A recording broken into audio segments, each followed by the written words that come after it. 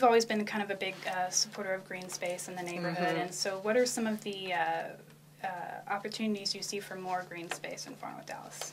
One real opportunity is to create a trail west of the toll road in the Denton County area of Far North Dallas.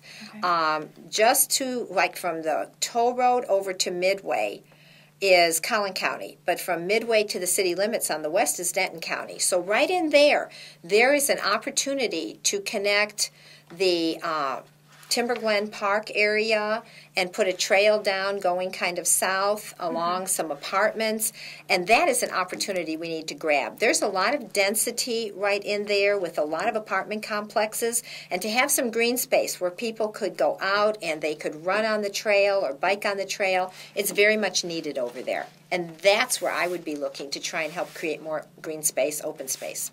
Is that really the only place we really have for it in District 12?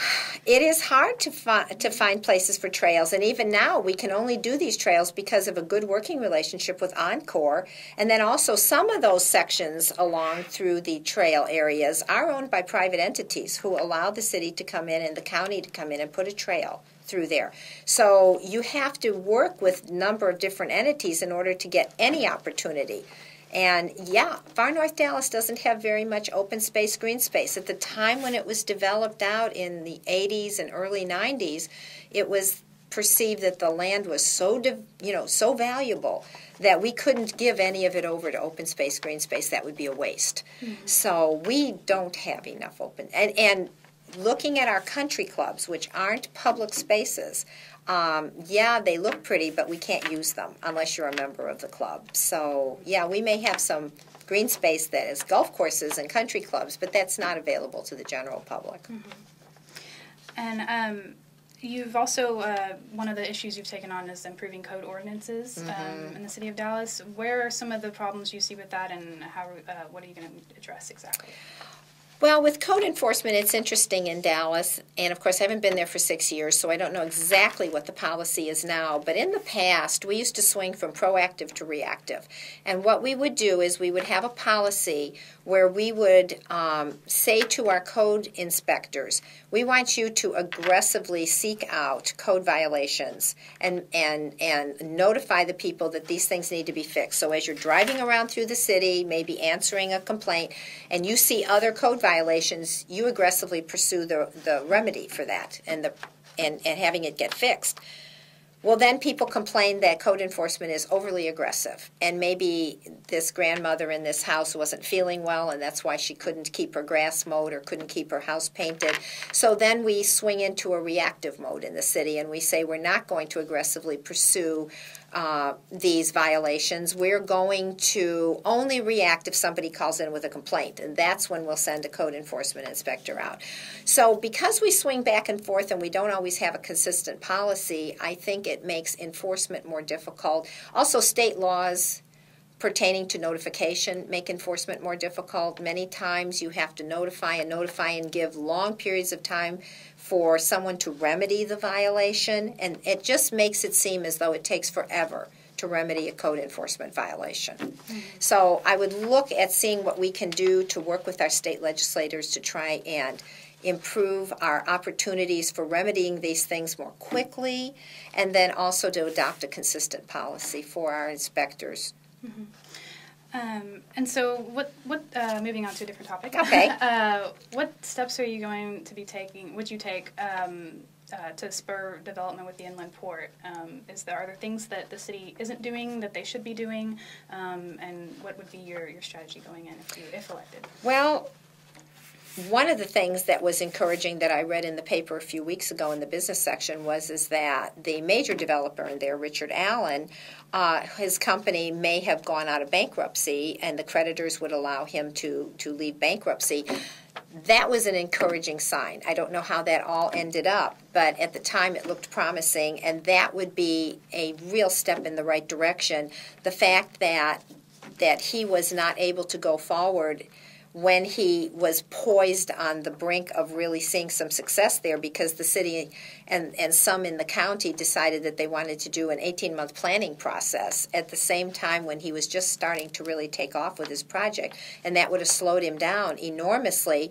Well, as they were going back and forth over that, the recession started. So it was kind of a double whammy for him. And at that point, he wasn't able to move forward aggressively with his project. This is, I think, the single best opportunity we've had in the southern sector in a long time. It's big enough to make a serious impact there, whereas we've tried so many different things in the southern sector, and we've seen small successes. We've seen some grocery stores go in, which is important. But this has a major impact in terms of job creation, and if you create tens of thousands of jobs, and people are going to work there, then they're going to want to live there. And then when you have rooftops, you get retail, and you get good retail.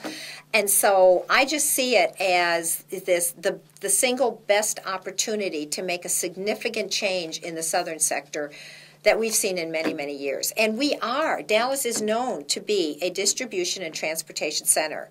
That's why we're here. We do that because we have these major roads and these major rail lines that intersect in Dallas. And so we've got a Union Pacific rail yard there, and we've got all these major roads like I-20 and 45 and 30 that go right through there, and we've got Burlington Northern buying land for another intermodal facility because they want to get in on a good thing.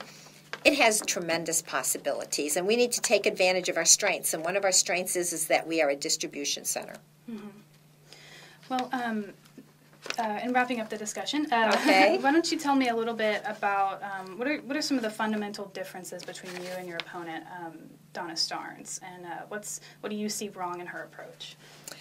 Well, I think a fundamental difference between myself and my opponent is that I have worked in and on behalf of the district for 25 years, if not longer.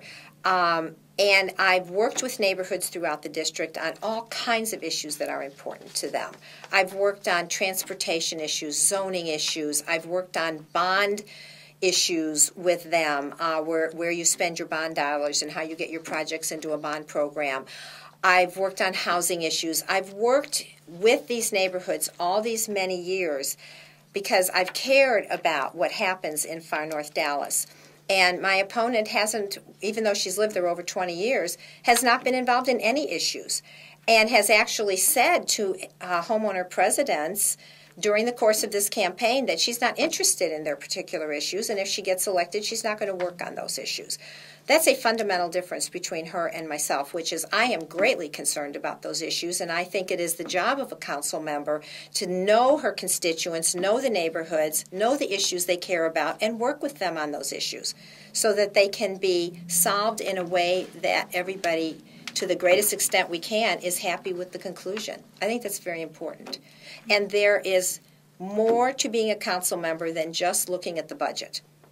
That's very important. There's no doubt about it. But there's much more to being a council member. And my opponent is a single issue candidate. And so have the two of you had a debate publicly yet? Has anybody been able to arrange that?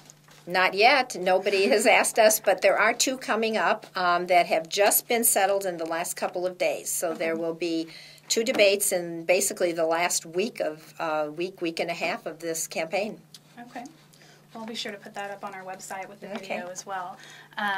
Well, thank you so much, Sandy, for being with us today. You're welcome, Emily. I enjoyed it. Thank you. And that concludes our video podcast. Thanks for watching.